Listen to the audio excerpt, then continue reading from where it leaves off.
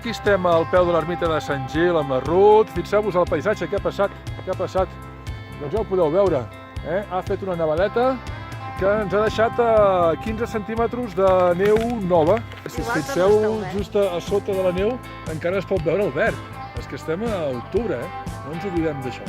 Sí, no recordo una nevada així, a principis, tan a principis, em sembla fa 10 anys aproximadament. Hauríem de mirar paperassa i paperassa per trobar-ne. De cara al pont tindrem bon temps.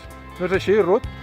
Doncs sí, tot indica això. De fet, pendents d'aquestes últimes nevades, si neva, si plou, però bé, dius-se que realment el paisatge en 2 dies ha canviat completament. Hem passat fa pocs dies de tenir aquestes esplanades superverdes amb un paisatge de tardor molt bonic, allà com podeu veure aquest blanc. Jo sí que faré-vos un apunt, a més, aquells que tingueu ganes d'anar a la muntanya, ja ho podeu veure aquí, al fons, al cim del Nou Fons i al cim del Nou Creus, doncs hi ha neu, per tant, passem ja tota aquella gent que tingui ganes de fer senderisme, trekking, a mode hivern, a portar el material de seguretat. Però aquesta neu que hi ha ara tampoc és suficient com per treure els esquís. Encara no ho tenim prou a punt.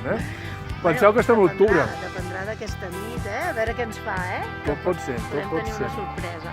Doncs comentar-vos que després del pont nosaltres sí que tenim un breu tancament aquí a l'estació, però tanquem només entre setmana. Durant el mes de novembre Vall de Núria està tancat entre setmana.